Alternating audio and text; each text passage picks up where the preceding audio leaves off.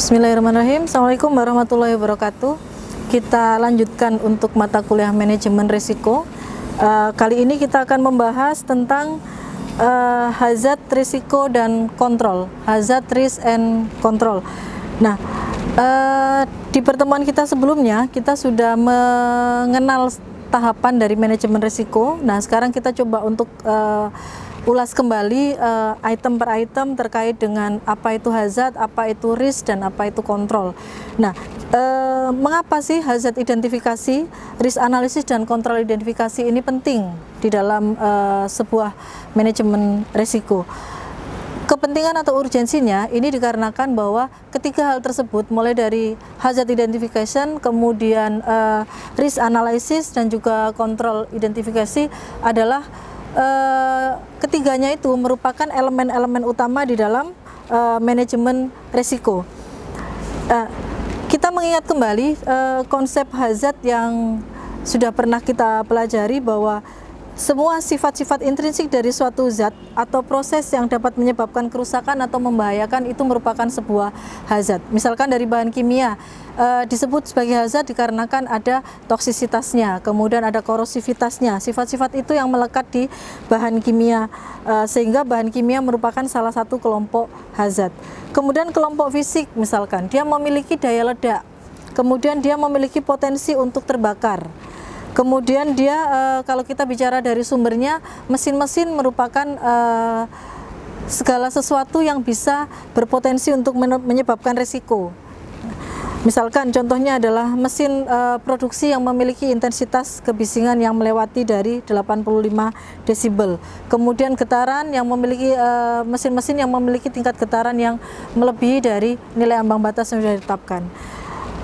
Selanjutnya, kenapa hazard kelompok biologis itu masuk di dalam kelompok yang bisa menyebabkan risiko atau disebut sebagai hazard yang bisa menimbulkan kerusakan maupun membahayakan tadi? Ini dikarenakan sifat dari biological hazard itu adalah kemampuannya dalam menginfeksi, sehingga jenis-jenis biological hazard misalkan seperti virus, bakteri, kemudian parasit, dan beberapa bentuk-bentuk serangga yang lain, dan juga vektor-vektor yang lain, itu merupakan hazard yang akan mampu menimbulkan risiko bagi pekerja. Definisi hazard mengindikasikan adanya suatu ancaman, dan hazard bisa hadir tanpa risiko. Bisa aja hazard itu ada di sekitar tempat kerja kita, ada mengitari setiap pekerja kita tanpa menimbulkan risiko. Nah, dalam slide ini teman-teman bisa lihat basic konsepnya, bahwa hazard itu bisa berasal dari work process atau proses kerja, kemudian bisa berasal dari material. Material juga menjadi salah satu pemicu munculnya sumber potensi bahaya atau hazard. Kemudian work environment atau lingkungan kerja, yang tadi sudah saya sebutkan contohnya, misalkan kebisingan, getaran, itu masuk dalam lingkungan kerja fisik. Kemudian yang kimia, adanya debu, kemudian uap, gas-gas berbahaya, itu masuk dalam lingkungan kerja. Kemudian bisa juga berasal dari individual. Nah, individual ini kenapa kok dia bisa disebut sebagai sumber potensi bahaya? Itu bisa jadi dikarenakan salah satunya individu ini memiliki penyakit infeksius di dalam dirinya, sehingga dia bisa menjadi potensi bahaya atau menjadi hazard bagi teman sekerjanya yang lain. Nah, kemudian hazard ini tentunya ketika ada hazard pasti akan menimbulkan adanya risk atau risiko. Nah, risiko ini kita bisa cerminkan di dalam manajemen risiko ini, bentuknya adalah terjadinya kecelakaan maupun adanya insiden. Insiden itu seperti yang sudah kita pelajari sebelumnya di mata kuliah dasar K3 sebelum teman-teman masuk di peminatan ini. Insiden itu adalah segala sesuatu yang terjadi, kejadian tidak terduga yang tidak sampai menimbulkan kerugian bagi manusia pekerja maupun bagi lingkungan. Kalaupun ini hanya nyaris ya, seperti nyaris hampir celaka, tetapi karena adanya sesuatu yang bisa dikendalikan, yang sudah diketahui, maka itu tidak sampai jatuh pada accident. Sementara kalau accident itu sudah pasti ada resiko yang diterima, dialami oleh pekerja. Nah, kemudian insiden maupun accident itu outcome-nya itu bagaimana? Nah, luarannya ini seperti apa? Konsekuensi-konsekuensi yang akan muncul itu seperti apa? Apakah sampai pada kriteria keparahan, patah tulang, kemudian apakah sampai yang ke ekstrim, sampai kemudian yang meninggal? Oke, Oke, kita lanjutkan lagi. Hazard itu ada dua macam, yaitu ada head hazard dan juga ada safety hazard. Seperti yang sudah juga pernah kita pelajari bahwa kedua jenis hazard ini memiliki perbedaan yang cukup signifikan, di mana head hazard ini merupakan hazard yang berpotensi untuk menimbulkan penyakit akibat kerja, sedangkan safety hazard atau occupational safety hazard bisa berpotensi menimbulkan kecelakaan kerja. Nah, tipe potensi bahaya atau hazard itu mulai dari fisik, kimia, biologi, mechanical, electrical, kinetik yang benda-benda bergerak, kemudian psikologikal dan juga ergonomi. Nah, berikut ini adalah ciri-ciri occupational head hazard yang bisa kita review kembali. Antara lain adalah bahwa hazard kesehatan kerja ini akan memapar pekerja selama waktu kerjanya. Artinya dia akan berada di tempat kerja itu selama 8 jam. Kemudian dia berpotensi untuk menimbulkan penyakit akibat kerja, serta kalau sebelum ke penyakit akibat kerja dia bisa menimbulkan gangguan kesehatan atau ketidaknyamanan. Kemudian dia memajan pekerja itu secara berulang-ulang atau dia repetitif ya, dia mengulang kembali. Setiap saat, setiap pekerja itu melakukan aktivitas, maka dia akan selalu berada di lingkungan tempat kerja tersebut. Kemudian kriteria berikutnya atau ciri-ciri berikutnya yaitu dia berada pada konsentrasi yang rendah. Jadi tidak langsung tinggi ya, ketika memapar pekerja itu tidak langsung tinggi, tetapi mulai dari konsentrasi ataupun dosis yang rendah.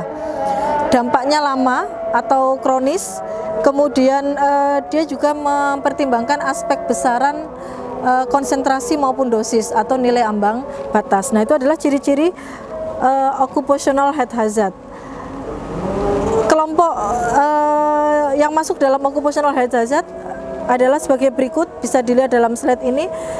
Physical hazard itu bisa kebisingan, radiasi, kemudian pencahayaan, vibrasi, tekanan panas, dan seterusnya. Kemudian chemical hazard itu bisa berupa bahan-bahan kimia, baik itu berbentuk uap, padat, cair, maupun bahan-bahan toksik dan juga iritan yang lainnya. Kemudian biological hazard itu bisa berasal dari mikroorganisme, khususnya yang patogen, yang bisa menyebabkan gangguan kesehatan. Dan ergonomic hazard itu oleh akibat karena ketidaksesuaian desain stasiun kerja dengan pekerjanya.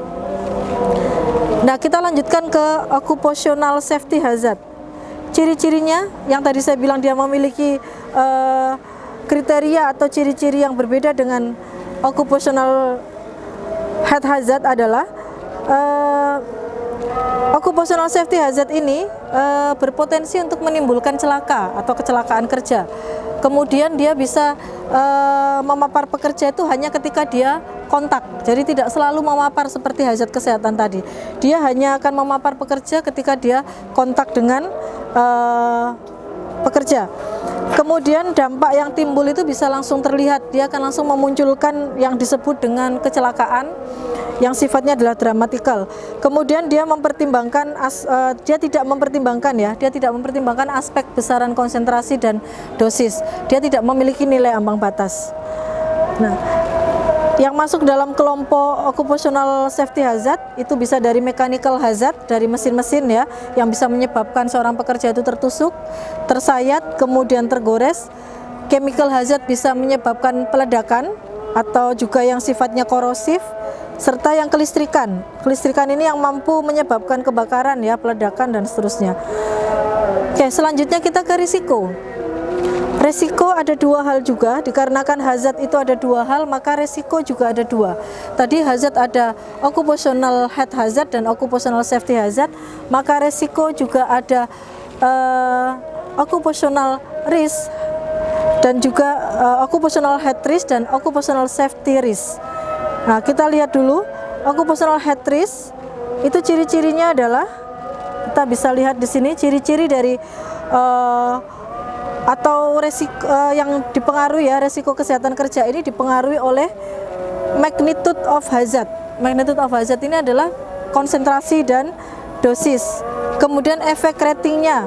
Kalau bicara tingkat dampak di occupational head risk itu kita bicara fatality, very serious, moderate, ataukah low. Itu efek ratingnya. Kemudian ada bicara tentang probabilitas, kemungkinan. frekuensi pajanan. Nah, ini penting sekali nih kalau risiko kesehatan yang mempengaruhi yang paling utama itu adalah frekuensi, keseringan dari dia terpapar sama durasi terpaparnya. Kalau occupational safety risk ini dia bisa menyebabkan insiden, injury, terhentinya proses sampai ke kerusakan alat. Risiko keselamatan kerja dipengaruhi oleh probabilitas, kemungkinan, kemudian juga dipengaruhi oleh konsekuensi, dampaknya bisa fatality, very high, kemudian high, moderate, dan low. Misalkan contoh kecelakaan itu dia keparahannya sampai seperti apa, dia tingkatnya levelnya yang bagaimana. Kemudian exposure atau paparannya. Nah, selanjutnya di session ini yang terakhir kita akan bahas tentang pengendalian hazard. Kita tahu bahwa dalam piramidanya pengendalian hazard ini mulai dari eliminasi, kemudian kita ke substitusi, rekayasa atau engineering control, administrative control, dan penggunaan APD. Mana yang kemudian menjadi upaya yang paling utama, kita bisa lihat lagi terkait dengan seberapa besar intensitas dari hazard itu sendiri. Eliminasi itu tidak mungkin bisa kita lakukan. Yang bisa kita lakukan adalah substitusi. Substitusi ini adalah mengganti, ya, menggantikan. Kemudian rekayasa teknik, pengendalian administratif, dan APD. Nah, teman-teman nanti bisa lihat dari bagian ini. Di sini ada metode kontrol hazard and risiko, mulai dari eliminasi, ya, eliminasi, kemudian kita ke substitusi sampai ke penggunaan APD. Apa sih yang dimaksud dengan eliminasi? Usaha untuk menghilangkan, ya, usaha di dalam rangka untuk menghilangkan hazard.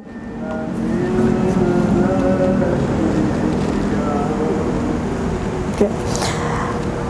Sumber bahayanya kita hilangkan. Kemudian yang substitusi itu adalah mengganti dengan metode yang lebih aman atau material yang tingkat bahayanya lebih rendah.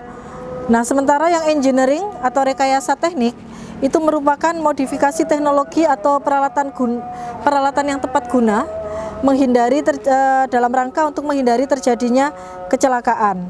Jadi misalkan kita menggunakan pagar pengaman agar untuk meminimalkan risiko kecelakaan pada pekerja, itu bisa kita masukkan dalam rekayasa teknik. Kemudian pengendalian administratif, ini adalah pengendalian melalui pelaksanaan prosedur untuk bekerja secara aman. Misalkan SOP kerjanya itu yang jelas, bagaimana kita maintenance pada peralatan sehingga tidak menyebabkan kecelakaan kerja. Kemudian yang terakhir adalah alat pelindung diri. Nah, alat pelindung diri ini dalam konteksnya untuk meminimalkan resiko celaka, ini kecil sebenarnya keberhasilannya, sangat kecil keberhasilannya, karena apapun jenis APD itu ketika ditujukan untuk meminimalkan resiko kecelakaan, ini kecil kemungkinannya untuk berhasil. Tetapi APD ini bisa kita terapkan dalam rangka untuk meminimalkan besarnya resiko itu sendiri. Nah, dengan menggunakan alat-alat yang standar, kita bisa meminimalkan besarnya resiko.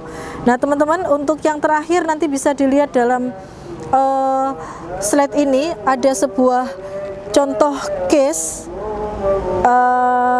apa yang bisa kita lakukan ketika ada gambaran seperti berikut ini.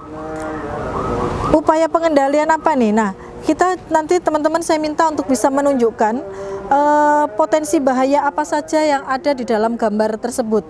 Kemudian bagaimana upaya pengendalian yang tepat sehingga resiko yang muncul itu bisa kita minimalisir.